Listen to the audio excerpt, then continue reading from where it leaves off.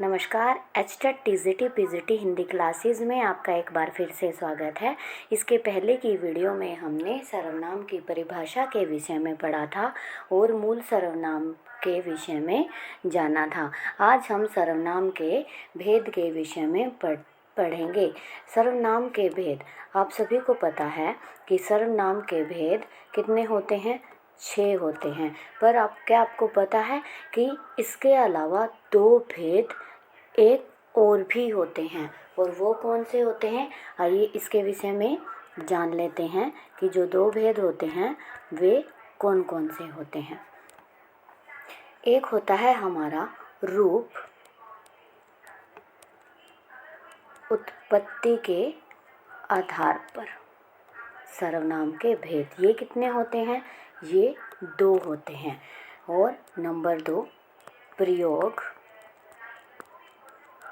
और व्याकरण के आधार पर। ये कितने होते हैं? हमारे 6 होते हैं।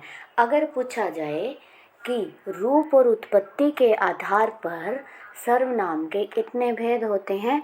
2 भेद होते हैं। और प्रयोग और व्याकरण के आधार पर सर्वनाम के कितने भेद होते हैं? 6 भेद होते हैं। ये जो 2 भेद होते हैं, आइए पहले इनके बारे में जान लेते हैं। ये कौन कौन से होते हैं? रूप और उत्पत्ति के आधार पर नंबर 1 होता है हमारा मूल सर्वनाम। मूल सर्वनाम जो कि हमने पहली वीडियो में पढ़ा है। ये कितने होते हैं? हमारे 11 होते हैं। कितने होते हैं? 11 होते हैं। और कौन कौन से होते हैं? वैसे तो मैंने आपको बता दिया था। मैं, तू, आप, वह, जो, सो, कौन, क्या, कोई, कुछ। ये क्या होते हैं? हमारे मूल सर्वनाम होते हैं। और एक होता है हमारा, इसी का जो रूप और उत्पत्ति का ही भाग है, वह होता है हमारा यौगिक सर्वनाम। यौगिक सर्वनाम। इसमें कौन कौन से आते हैं? इसमें आते हैं जो लिंग वचन कारक आदि के प्रभाव के कारण बदले जाते हैं, वे हमारे मूल सर्वनाम हो जाते हैं। जैसे कैसे बदल जाते हैं? जैसे मैं में अगर ने जोड़ दें तो क्या बन जाएगा? मैं ने। ये हो गया हमारा यौगिक सर्वनाम। मुझ में अगर को जोड़ दें तो क्या आ जाएगा? मुझ को। इस प्रकार जो दूसरे सर्वनाम होते हैं वे होते हैं हमारे यौगिक सर्वनाम। यानी मूल सर्वनाम के अलावा जो भी सर्वनाम होते हैं वो होते हैं हमारे यौगिक सर्वनाम, जो कि लिंग वचन और कारक विभक्तियां यूज होने से बनते हैं। अब जान लेते हैं हमारे सर्वनाम के भेद। सर्वनाम के भेद किसके आधार पर? प्रयोग व व्याकरण के आधार पर। प्रयोग व व्याकरण के आधार पर ये कितने होते हैं? हमारे 6 होते हैं। कितने होते हैं? 6 होते हैं। कौन कौन से होते हैं? आइए इनके बारे में जान लेते हैं। सबसे पहला होता है हमारा पुरुषवाचक सर्वनाम। कौन सा होता है? पुरुषवाचक सर्वनाम। अब इसमें क्या क्या आता है हमारा? इसमें आता है हमारा उत्तम पुरुष, मध्यम पुरुष, अन्य पुरुष। जिसे हम इंग्लिश में बोलते हैं उत्तम पुरुष फर्स्ट पर्सन, मध्यम पुरुष सेकंड पर्सन और अन्य पुरुष थर्ड पर्सन। इसको हम इंग्लिश में ऐसे जानते हैं, पर हिंदी में हमारे सबसे पहले होता है उत्तम पुरुष, यानी कि जो बोलने वाला होता है वो क्या होता है? उत्तम पुरुष। और जो सुनने वाला होता है वो होता है हमारा मध्यम पुरुष। और जो अन्य पुरुष यानी कि जिसके बारे में बात की जाए वह होता है उत्तम पुरुष। अब वैसे लगाया जाए उत्तम पुरुष। उत्तम पुरुष कौन होता है? यानी कि मैं यानी कि अगर आप बोलेंगे तो अपने आप को क्या बोलेंगे? मैं। यानी मेरे अलावा उत्तम कौन हो सकता है? तो मैं। फिर होता है मध्यम, अगर हम किसी से बात कर रहे होते हैं तो क्या आ जाता है, तू या फिर आप। अगर हम किसी अपने फ्रेंड से, मित्र से बात कर रहे होते हैं तो उसे क्या बुलाते हैं, तू। अगर हम किसी बड़े व्यक्ति से बात कर रहे हैं, आदरपूर्वक शब्द इस्तेमाल करते हैं तो वो होता है हमारा आप। तो ये थे हमारे उत्तम पुरुष। उत्तम पुरुष में कौन कौन से आते हैं, मैं, हम, मैंने, मुझे, हमने, मेरा, हमारा, मुझको। जैसे मुझे इस बारे में कोई जानकारी नहीं थी, किसके बारे में बात हो रही है, खुद के बारे में बात हो रही है। किसके बारे में बात हो रही है, खुद के बारे में। फिर आ जाता है हमारा मध्यम पुरुष, तू, तुम, तुमने, तुझे, तुम्हें, तुमको, तुमसे, आपने, आपको। किसके बारे में बात हो रही है, तुम। किसके बारे में, तुम, यानी तुम मेरे साथ चल सकते हो, यानी जिससे हम बात कर रहे हैं, जो हमारी बात को सुन रहा है। फिर आ जाता है हमारा अन्य पुरुष, और अन्य पुरुष में क्या आता है, वह, यह, ये, वे, इन, उनको, हम, उनसे, इन्हें, उन्हें, इससे, उसको, यानी जिसकी हम बात कर रहे हैं वे लोग हमारी बात सुनेंगे, यानी कि थर्ड पर्सन। ये था हमारा प्रश्नवाचक पुरुषवाचक सर्वनाम। क्या कौन सा था, पुरुषवाचक सर्वनाम। नंबर 2 है हमारा निश्चयवाचक सर्वनाम। कौन सा है, निश्चयवाचक सर्वनाम। निश्चयवाचक यानी कि कोई बात निश्चित है, जिसके बारे में आपको बहुत अच्छी तरह से पता है, वह कौन सा होता है, हमारा निश्चयवाचक सर्वनाम। यानी वे शब्द या फिर सर्वनाम जो किसी दूर या निकट के पास की वस्तुओं की ओर संकेत करते हों, ऐसे सर्वनाम को निश्चयवाचक सर्वनाम कहते हैं। जैसे यह, वो, वह, वे आदि, ये सब क्या है, निश्चयवाचक सर्वनाम। जैसे हमें पता है कि यह चीज़ किसकी है, निश्चित है, किसी का पेन है, किसी की कॉपी है, वो कहता है कि यह किताब मेरी है, यह किताब मेरी है। यानी कि हमें पता है किसकी किताब है, मेरी है, यह किताब मेरी है। तो यह हमारा क्या हुआ, निश्चयवाचक सर्वनाम। जैसे यह कलम मेरी है, यह कलम मेरी है, यह हमारा क्या है, निश्चयवाचक सर्वनाम। क्या है, निश्चयवाचक सर्वनाम। फिर आ जाता है वह टेबल पर जग रखा है, या फिर उस टेबल पर जग रखा है, ये मेरी नई कार है, वो बॉल कहाँ पड़ी है, क्यों पड़ी है, वह बच्चा पढ़ाई कर रहा है। यह सब क्या है, निश्चयवाचक सर्वनाम है। अब निश्चयवाचक जो सर्वनाम है वह भी 2 प्रकार के होते हैं। कितने प्रकार के होते हैं, 2 प्रकार के। एक होता है हमारा दूरवर्ती। कौन सा होता है, दूरवर्ती निश्चयवाचक सर्वनाम। कौन सा होता है, दूरवर्ती निश्चयवाचक सर्वनाम। अब इसमें क्या क्या आता है, वो सभी सर्वनाम शब्द जो किसी दूर की वस्तु या फिर व्यक्ति के बारे में बोध कराते हैं, वे कौन से होते हैं, दूरवर्ती निश्चयवाचक सर्वनाम। जैसे दूर की वस्तु के लिए वो, वे या फिर वह, ये किसकी ओर संकेत कर रहे हैं, दूर की वस्तुओं के लिए। जैसे उदाहरण के लिए वो कार मेरी है, वो कार मेरी है। कहीं पर कोई चीज़ रखी है और हमें संकेत करना है, जैसे वह कुर्सी है, यह सब दूर की वस्तुओं के लिए जो संकेत करता है वो हमारा कहलाता है दूरवर्ती निश्चयवाचक सर्वनाम। फिर इसका ही दूसरा पार्ट आ जाता है निकटवर्ती निश्चयवाचक सर्वनाम। निकटवर्ती निश्चयवाचक सर्वनाम, इसमें क्या आता है, इनमें वो शब्द या सर्वनाम आते हैं जो पास या निकट की वस्तुओं और व्यक्ति का बोध कराती हैं। जैसे क्या आ जाते हैं, निकट की वस्तुओं के लिए। किसके लिए, निकट की वस्तुओं के लिए जो हमारे पास हैं। यह, ये, उदाहरण के लिए यह पेंसिल मेरी है, यह किताब मेरी है, मतलब जो भी पास की हमारे जो चीज़ें होती हैं, वस्तुएं होती हैं, उनके बारे में बताते हैं। वह हमारा कौन सा होता है? निकटवर्ती सर्वनाम। अगला पढ़ लेते हैं हम। तीसरे नंबर पर है हमारा अनिश्चयवाचक सर्वनाम, यानी हमें मालूम ही नहीं है, हमें उस चीज़ का कुछ भी पता नहीं है, वो क्या होता है? अनिश्चयवाचक सर्वनाम।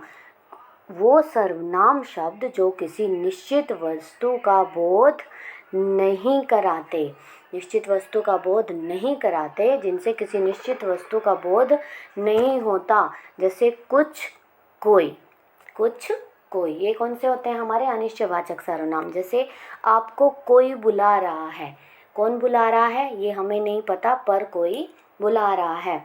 उसकी कुछ समस्या है, यानी कि कोई परेशान है, पर हमें दिख रहा है कि वो परेशान है, पर क्यों परेशान है यह हमें नहीं पता। हम सिर्फ बोल सकते हैं कि शायद उसको कोई समस्या है, कुछ समस्या है। कोई आ रहा है, हम कमरे के अंदर बैठे हैं, बाहर से कोई आ रहा है, हमें सिर्फ आहट सुनाई दे रही है, ठीक है, हमें नहीं पता कौन आ रहा है, तो सिर्फ आहट सुनने से ही हम अंदाज़ा लगा लेते हैं कि कोई आ रहा है। कुछ सेब पड़े हैं, एक टोकरी पड़ी है और उसके अंदर बहुत सारे सेब पड़े हैं, हमें नहीं पता कितने पड़े हैं, तो हम क्या कह देते हैं? कुछ सेब यहाँ पर पड़े हैं। तो ये था हमारा अनिश्चयवाचक सर्वनाम। नंबर 4 यानी नंबर 4 आ जाता है हमारा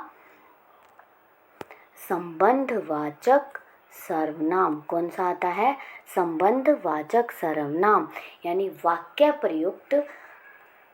में प्रयुक्त। जब हम कोई भी वाक्य पढ़ते हैं, लिखते हैं, उसमें जो प्रयोग होते हैं दूसरे संज्ञा या सर्वनाम शब्दों से संबंध दिखाने वाले सर्वनाम संबंधवाचक सर्वनाम कहलाते हैं। कौन से सर्वनाम? वाक्य में जो प्रयुक्त संज्ञा के जो शब्द होते हैं। संज्ञा के शब्द कौन से होते हैं? किसी वस्तु का नाम होता है, किसी प्राणी का नाम होता है, किसी व्यक्ति का नाम होता है, किसी स्थान का नाम होता है, ये सब हमारे क्या होते हैं? संज्ञा के शब्द होते हैं। इनका जब संबंध किसी दूसरे शब्द या वाक्य के साथ दिखाया जाता है तो वो हो जाता है हमारा संबंधवाचक सर्वनाम। जैसे ये कौन कौन से होते हैं? जो, सो, जिसने, उसने, जहाँ, वहाँ आदि, ये हमारे कौन से सर्वनाम होते हैं? संबंधवाचक सर्वनाम।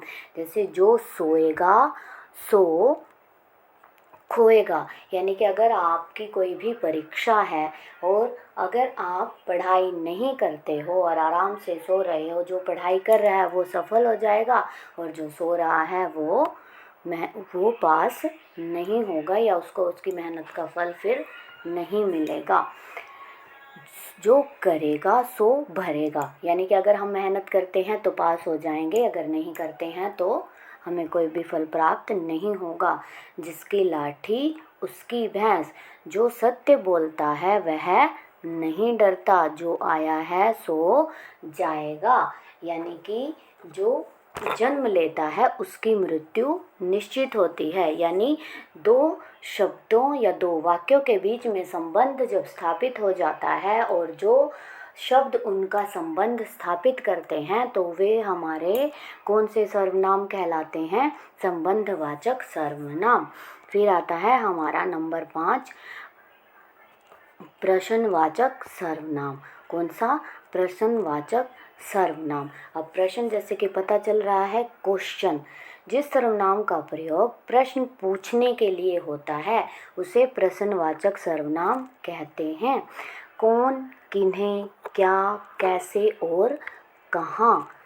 कौन, किन्हें, क्या, कैसे और कहाँ, ये हमारे क्या हैं? प्रश्नवाचक सर्वनाम हैं। आदि शब्द क्या कहलाते हैं? हमारे प्रश्नवाचक सर्वनाम। जहाँ पर ये निशान लगा होता है वो क्या होता है? हमारा प्रश्नवाचक चिन्ह। यानी महासीढ़ियों पर कौन खड़ा है, हमें नहीं पता तो पूछ रहे हैं किसी से कि महासीढ़ियों पर कौन खड़ा है। आज तुमने क्या खाया, कल तुम किससे बात कर रहे थे, आप कहाँ जा रहे हो, क्या आपके पास कोई किताब है, ये सब क्या है? प्रश्न हैं। क्या हैं?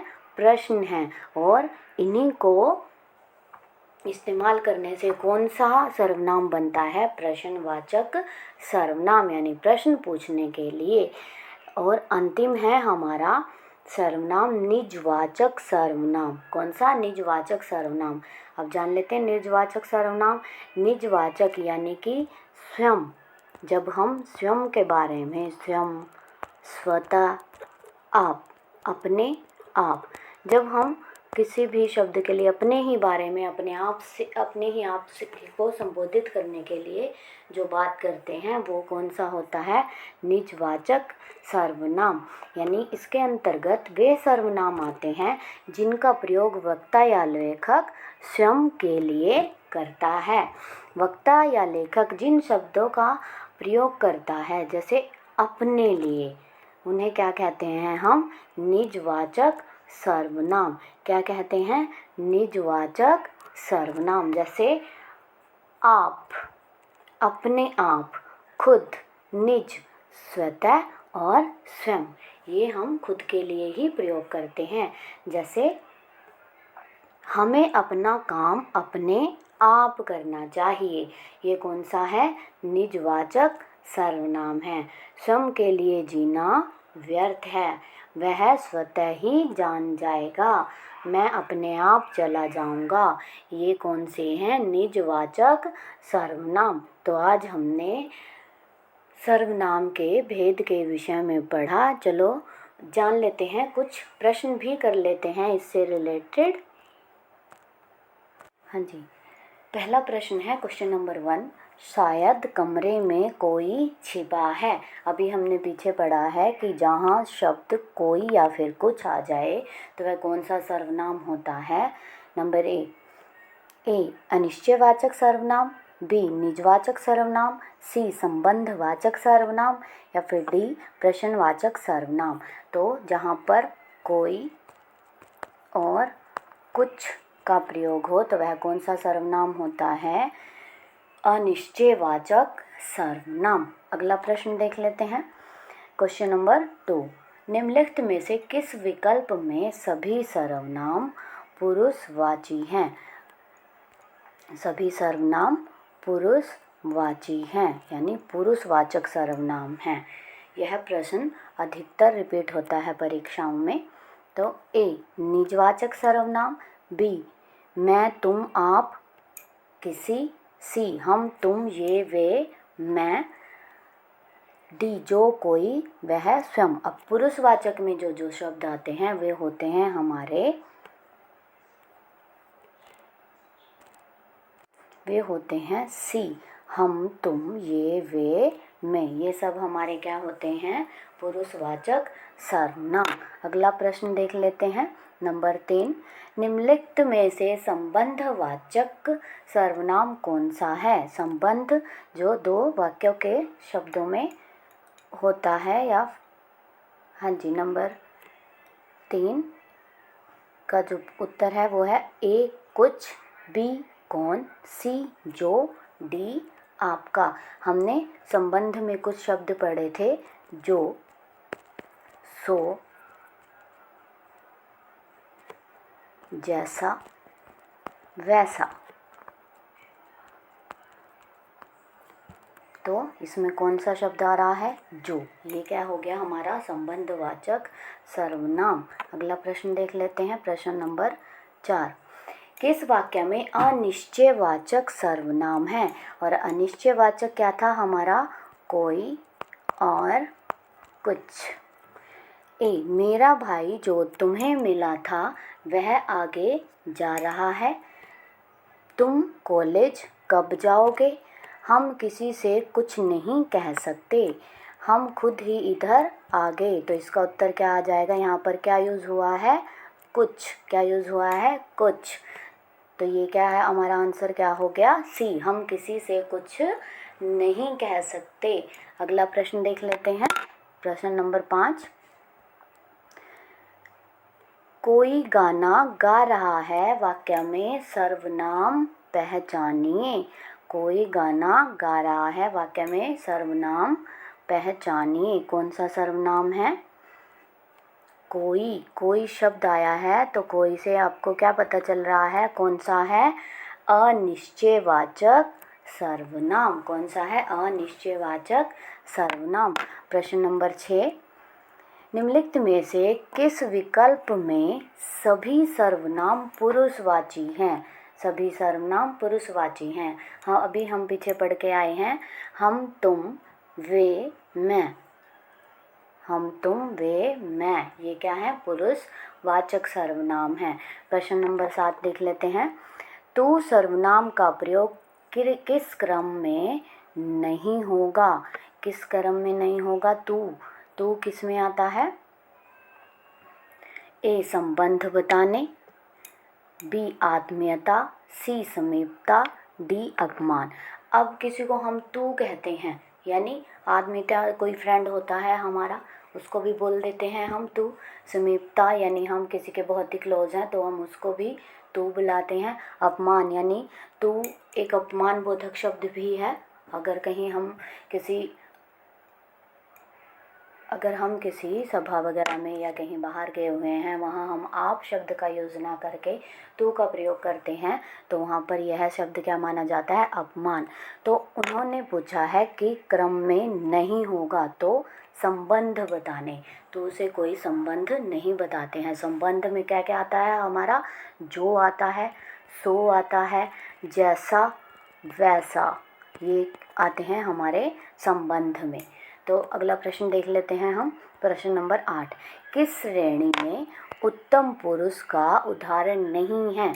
अब उत्तम पुरुष यानी कि फर्स्ट पर्सन में कौन कौन आते हैं, मैं आता है, हम आता है, मुझको आता है, हमको आता है, हमारा आता है। ये हमारे सारे उत्तम पुरुष में आ जाते हैं। तो इसका आंसर हमारा क्या होगा, उन्हें, हमको, मैं, मुझे। तो ये सब तो हमारे आते हैं इसमें, हमको, मैं, मुझे, ये सब तो उत्तम पुरुष में ज़रूर आते हैं। तो क्या हो गया हमारा आंसर, उन्हें। क्या हो गया हमारा आंसर, उन्हें। प्रश्न नंबर 9 देख लेते हैं। मैं अपना काम स्वयं करता हूँ में कौन सा सर्वनाम है। स्वयं करता हूँ, अब हमने पीछे बात की थी स्वयं, अपने आप ही और स्वतः ही। यह किस में आते हैं हमारे, ये आते हैं हमारे निजवाचक सर्वनाम में। कौन से सर्वनाम में आते हैं, निजवाचक सर्वनाम में। अब हम देख लेते हैं प्रश्न नंबर 10, यह हमारा आज का अंतिम प्रश्न है। ये किताब वही है जो मेरे पाठ्यक्रम में है।